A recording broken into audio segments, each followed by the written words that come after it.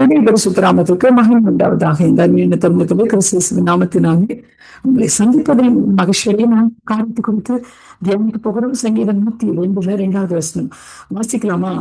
44 உமது முகத்தை எனக்கு மரணாதையும் உமது செவி என்னிடத்து சாயும். நான் கூப்பிடுகிற நாளிலே எனக்கு தீவிரமாய் உத்தரவு அறிவு செய்யும்.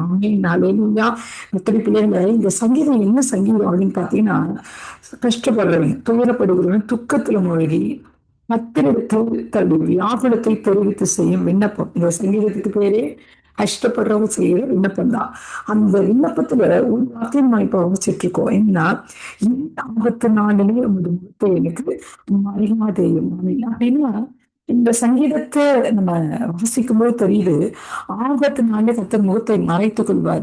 அப்ப அதுக்கு முன்னாடி வரைக்கும் என்ன இருக்கு? முகத்தை தரிசிக்கிறவங்க எல்லாம் நாம இருந்திருக்கோம் அப்படின்னு அர்த்தம். சில சமயம் நமக்கு போராட்டம் வரும்பொழுது கஷ்டம், கண்ணீர், வேதனை, அவமானம், நிந்தைகள் வரும்பொழுது நம்ம நினைப்போம், கர்த்தர் நம்ம கூடவே இல்லை போல இருக்கே, நம்ம என்ன செஞ்சுட்டு இருக்கோம், கஷ்டப்பட்டு இருக்கோம், நம்ம நினைக்கிறோம் இல்லைங்களா, ஆண்டவரை நம்ம மறந்துட்டான்னு கூட நினைக்கிறோம் இல்லைங்களா?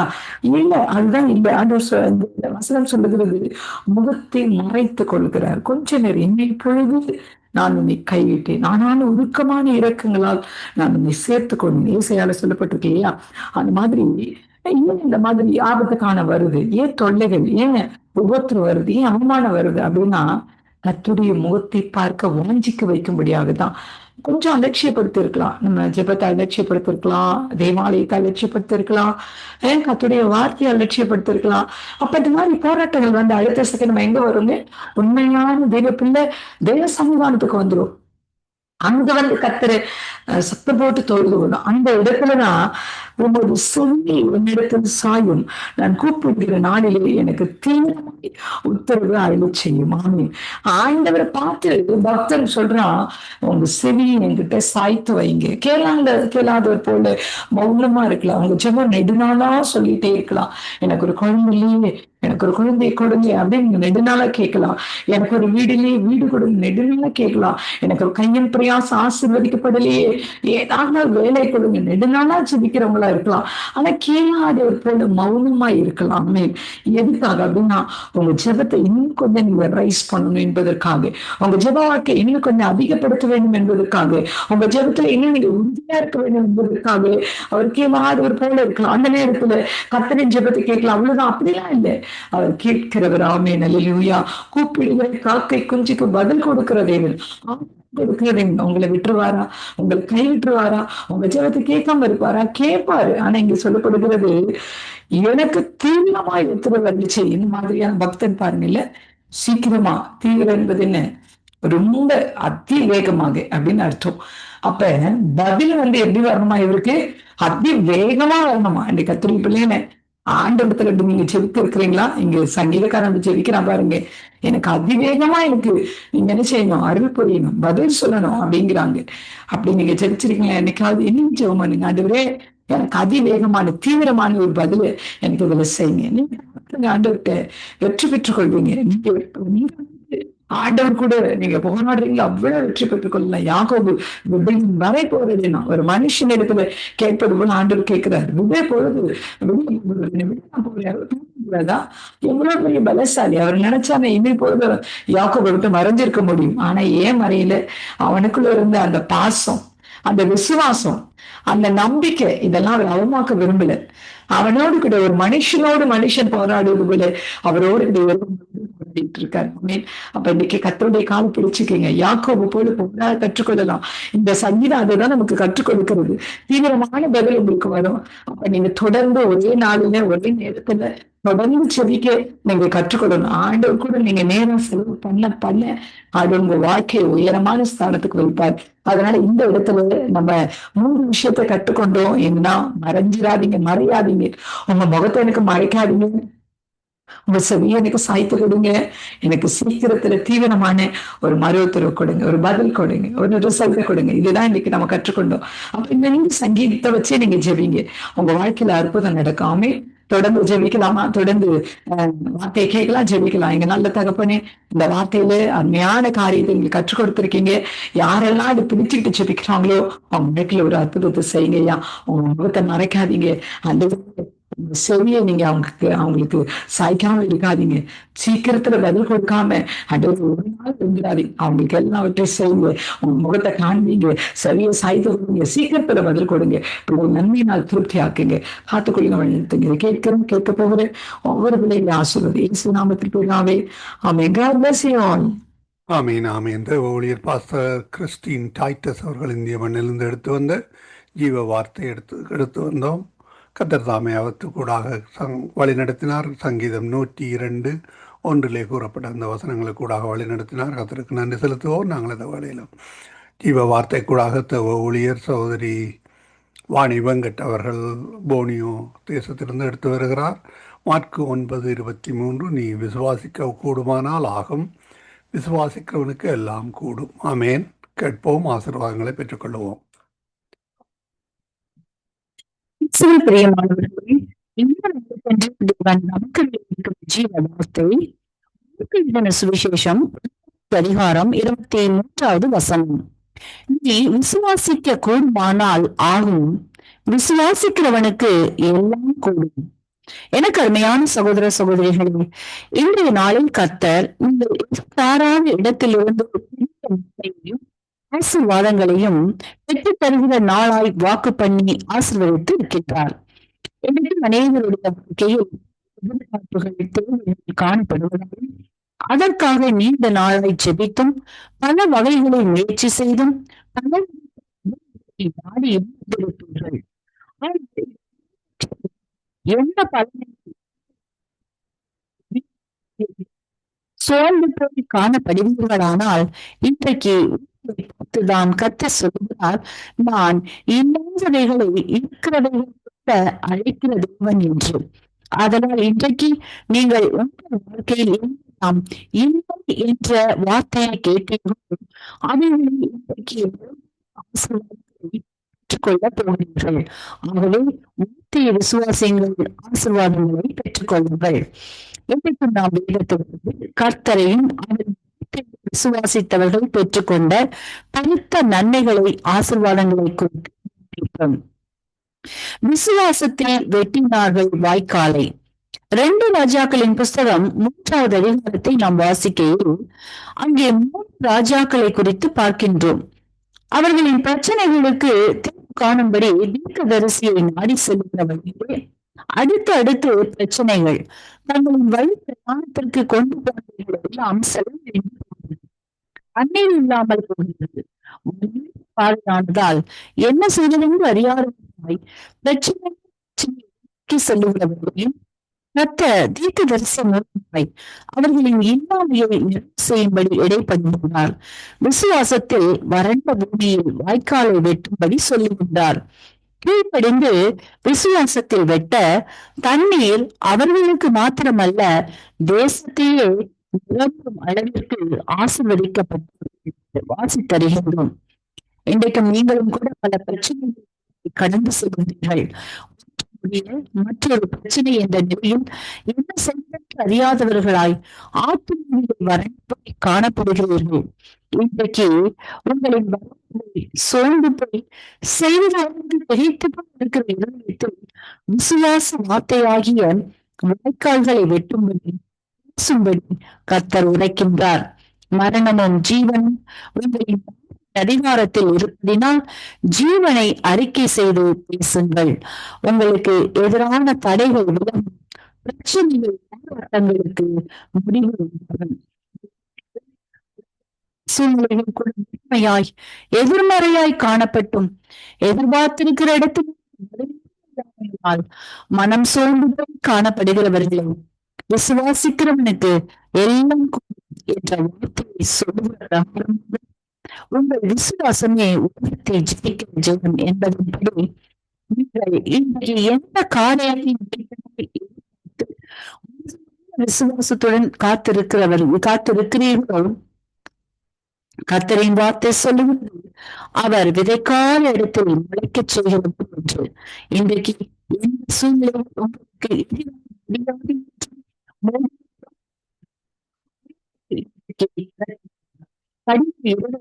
மாற்றியிருக்கிறார். நல்ல முடிவுகளை தரப்போகின்றார். தேவனால் கூடாத காரியம் ஒன்றுமில்லை என்பதை விசுவாசியுங்கள்.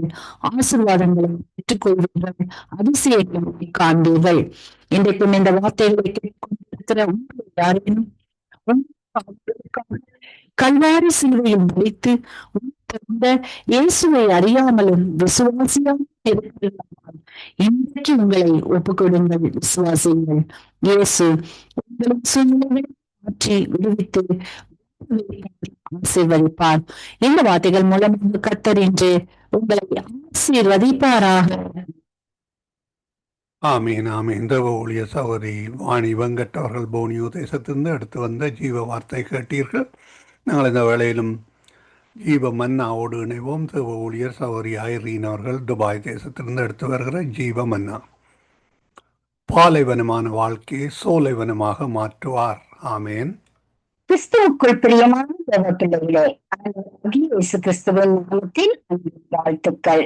இன்றைய மன்னா அளவிட முடியாத பெரிய காரியங்களையும் எண்ணி முடியாத அதிசயங்களையும் கர்த்தர் செய்கிறார். யோபு 9:10. பிரியமானவர்களே, யோபு எல்லாவற்றையும் இழந்தபோதும் அதிசயங்களை கர்த்தர் செய்வார் என்று அறிக்கை பண்ணினார்.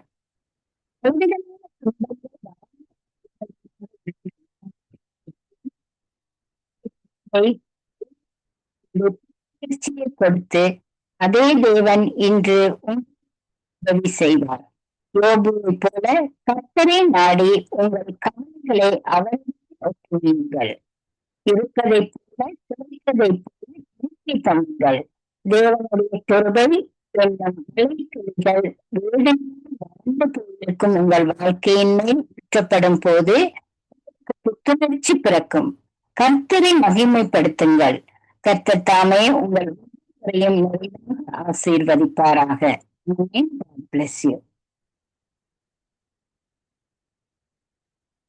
ஆமீன். தேவ ஊழியர் சகோதரி ஐரீன் அவர்கள் எடுத்து வந்த ஜீவமன்னாவோடு இணைந்தோம். நாங்கள் இந்த வேளையிலும் வாக்கு தத்துவத்தை அந்த கூட கடந்து செல்வோம். தேவ ஊழியர் சுசேகர் எட்வின் வாணர்கள் வாக்கு தத்துவத்தை அந்த கூட வழிநடத்துவார். கேட்போம், ஆசீர்வாதங்களை பெற்றுக்கொள்வோம். விசுவாசம் இல்லாமல் தேவனுக்கு பிரியமாய் இருப்பது கூடாத காரியம். ஏனென்றால் தேவனிடத்தில் சேருகிறவன் அவர் உண்டென்றும் அவர் தம்மை தேடுகிறவர்களுக்கு பலனளிக்கிறவர் என்றும் விசுவாசிக்க வேண்டும். வார்த்தைகளை கேட்போம், ஆசீர்வாதங்களை பெற்றுக்கொள்வோம். கர்த்தர் தாமே இந்த வசனங்களை கூடாக வழி நடத்துவாராக. ஆமேன்.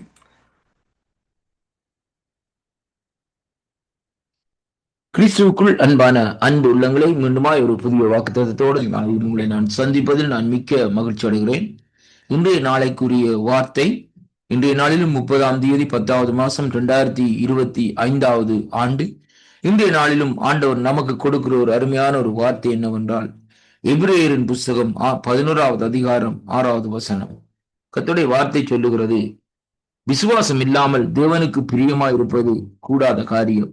ஏனென்றால் தேவனிடத்திலே சேருகிறவன் அவர் உண்டென்றும் அவர் தம்மை தேடுகிறவர்களுக்கு பலனளிப்பார் என்றும் விசுவாசிக்க வேண்டும் என்று சொல்லி இந்த நாட்களிலே கர்த்தருடைய வார்த்தை இந்த நாட்களிலே சொல்லுகிறதை பார்க்கிறோம். அருமையான கர்த்தருடைய பிள்ளைகளே, இன்றைக்கு இந்த வார்த்தை ஊடாக நான் உங்களை சந்திப்பதில் மிகவும் மகிழ்ச்சி அடைகிறேன். இந்த கடைசி காலத்திலே வாழ்ந்து கொண்டிருக்கிற நமக்குள்ளே இந்த விசுவாசம் என்று சொல்லப்படுகிற காரியம் அங்கே அதாவது முத்தரிக்கப்பட வேண்டும் என்பதைத்தான் இந்த வார்த்தை ஊடாக இன்றைக்கு காணக்கூடியதாக இருக்கிறது. இன்றைக்கு உலகத்திலே பாருங்கள், மனிதர்கள் எதை விசுவாசிக்கிறார்கள்? தாங்கள் வேலை செய்கிற இடத்திலே தங்களுடைய எஜமான் எதை தருவார், அந்த காரியத்தை தருவார். அல்லது இந்த நாட்களில் ஒரு பணத்தை பேங்க்லே படுகிற வேளையிலே இந்த பேங்க் மேனேஜர் எனக்கு அங்கே அதாவது இறங்குவார் என்று சொல்லி இந்த நாட்களிலே நாங்கள் விசுவாசிக்கிறோம். ஆனால் அவரை கூட இறங்க வைக்கிறது கர்த்தருடைய காரியமாக இந்த நாட்களில் இருக்கிறதை பார்க்கிறோம். வேதம் சொல்லுகிறது, அதிகாரிகள் மத்தியிலே தேவன் தயவை பெற்றுக் கொடுக்கிறார் என்று சொல்லி. அப்படியானால் தேவன் மேலே அந்த விசுவாசத்தை வைக்காதபடி அந்த மனுஷன் மேலே அந்த விசுவாசத்தை வைத்து அவர்கள் நடக்கிற வேளையிலே அங்கே விற்கப்பட்டு நிற்க வேண்டிய நிலைக்குள்ளே இந்த நாட்களை தள்ளப்படுகிறதை பார்க்கிறோம். அருமையான கர்த்தருடைய பிள்ளைகளே, ஆனாலும் கர்த்தருடைய வார்த்தை சொல்லுகிறது, விசுவாசம் இல்லாமல் தேவனுக்கு பிரியமா இருப்பது கூடாத காரியம் என்று சொல்லி இந்த நாட்களில் சொல்லப்படுவதை பார்க்கிறோம். இன்றைய நாட்களிலே ஆண்டவரை அறிந்த அநேகர் இன்றைக்கு செய்கிற மிகவும் ஒரு சரியான தவறான காரியங்கள் இந்த நாட்களில் என்னவென்று சொல்லி சொன்னால், கர்த்தரை அவர்கள் விசுவாசிப்பதில்லை.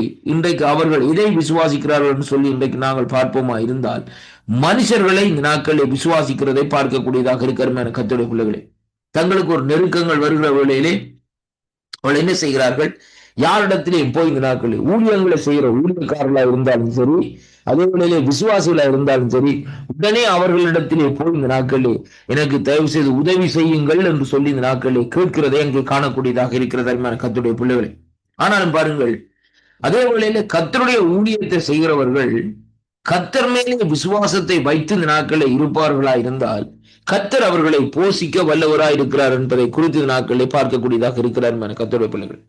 இன்றைக்கு நாங்கள் ஜெபத்திலே உறுதியாய் தரித்திருந்து இந்த காரியங்களை இந்த நாட்களிலே செய்ய வேண்டும் என்பதைத்தான் இன்றைக்கு நாங்கள் பார்க்கிறோம். பாருங்கள், அப்போஸ்தலர் காலத்திலே எடுத்து பாருங்கள், அவர்கள் தேவனை விசுவாசித்தார்கள். விசுவாசத்தினாலே இந்த நாட்களை என்ன செய்தார்கள், ஜெபம் பண்ணினார்கள்.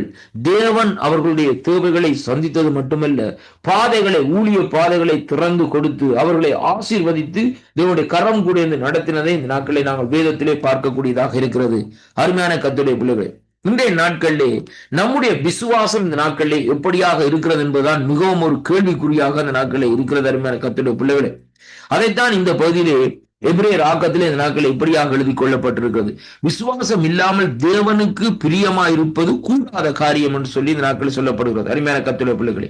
ஏனென்றால் தேவனிடத்திலே சேருகிறவன் அவர் உண்டென்றும் அவர் தம்மை தேடுகிறவர்களுக்கும் பலனளிப்பார் என்றும் விசுவாசிக்க வேண்டும். இந்த வார்த்தையை நாங்கள் சற்று வாசிப்போமா இருந்தால், தேவனிடத்திலே சேருகிறவன் என்று சொல்லி இந்த நாட்களிலே சொல்லப்படுகிறது அருமையான கர்த்தருடைய பிள்ளைகளே.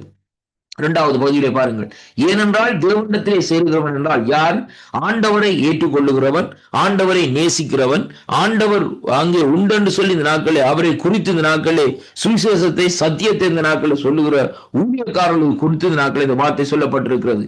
அங்கே எப்படி என்று சொன்னால், அவர் சொல்லி முதலாவதாக விசுவாசிக்க வேண்டும் என்று சொன்னால் கர்த்தருடைய வார்த்தை இந்த நாட்களிலே சொல்லுகிறதை பார்க்கிறோம். ஏனென்றால் தம்மை தேடுகிறவர்களுக்கு அவர் பலனளிப்பார் என்று இந்த நாட்களில் விசுவாசித்தோமா இருந்தால் நாங்கள் மற்றவர்களிடத்திலே கையேந்த வேண்டிய அவசியமே இல்லை. ஏனென்றால் நாங்கள் விசுவாசிக்கிறவர் இன்னாரென்று இந்த நாட்களிலே அறிந்திருப்போம். அருமையான கர்த்தருடைய பிள்ளைகளே, இங்கே பாருங்கள், அங்கே வேதத்தில் தானியேலின் புஸ்தகத்திலே தானியேலுடைய நண்பர்களும் இந்த நாட்களிலே யாரை அங்கே விசுவாசத்திலே உறுதியாக பற்றினார்கள், ஆண்டவரை விசுவாசத்திலே பற்றினார்கள். அவர் சொன்னார்கள், நாங்கள் ஆராதிக்கிற தேவன் எங்களை விடுவித்தாலும் சரி விடுவிக்காமல் போனாலும் சரி அவரை கர்த்தர் என்று சொல்லி இந்த நாட்களில் ஒரு விசுவாசத்திலே உறுதியா இருந்தார்கள். ஆனால் எரியும் அக்கினி ஜுவாலையில் இருந்து தேவன் அவர்களை விடுதலை செய்து தன்னுடைய நாமத்தை மகிமைப்படுத்தினார் என்று சொல்லி அங்கே காணக்கூடியதாக இருக்க அருமையான கர்த்தருடைய பிள்ளைகளே. இந்த விசுவாசத்திலே இந்த கடைசி நாட்களில் உறுதியாயிருங்கள், தேவனிடத்திலே இந்த நாட்களில் பிரியமாயிருங்கள். ஆனால் விசுவாசம் இல்லை என்றால் தேவனிடத்திலே பிரியம் இல்லை. கர்த்தர் உங்களை நிறைவாக ஆசீர்வதிப்பாராக. ஆமென்.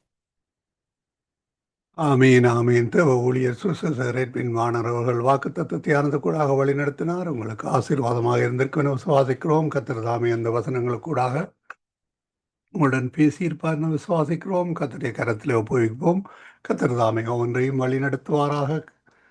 கர்த்தருடைய நாமம் ஒன்றே மகிமைப்படுவதாக. ஆமேன் ஆமேன். இதுவரை நேரமும் தேவ ஊழியர் சகோதரி வாணி வெங்கட் அவர்கள் போனியோ தேசத்திலிருந்து எடுத்து வந்த ஜீவ வார்த்தையுடன் இணைந்திருந்தோம். பாஸ்டர் கிறிஸ்டினா டைட்டஸ் அவர்கள் இந்திய மண்ணிலிருந்து எடுத்து வந்த ஜீவ வார்த்தையோடு இணைந்திருந்தோம். அதோடு எங்களுடன் சகோதரி ஐரீன் அவர்கள் துபாய் தேசத்திலிருந்து எடுத்து வந்த ஜீவமன்னாவோடு இணைந்திருந்தோம். தேவ ஊழியர் சுசேரேட்பின் வானரவர்கள் வாக்கு தத்துவ தியானத்துக்கூடாக வழி நடத்தினார். எபிரேயர் 11:6 விசுவாசம் இல்லாமல் தேவனுக்கு பிரியமாயிருப்பது கூடாத காரியம். ஏனென்றால் தேவனிடத்தில் சேருகிறவன் அவர் உண்டென்றும் அவர் தம்மை தேடுகிறவர்களுக்கு பலனளிக்கிறவென்றும் விசுவாசிக்க வேண்டும். ஆமீன். இந்த தலைப்பின்களை எடுத்து வந்தார். கர்த்தர் தாமே அவருடன் கூட இந்த ஆசீர்வாதத்தை வழி நடத்துவாராக. ஆமீன் ஆமீன். நாங்கள் இந்த வேளையிலும்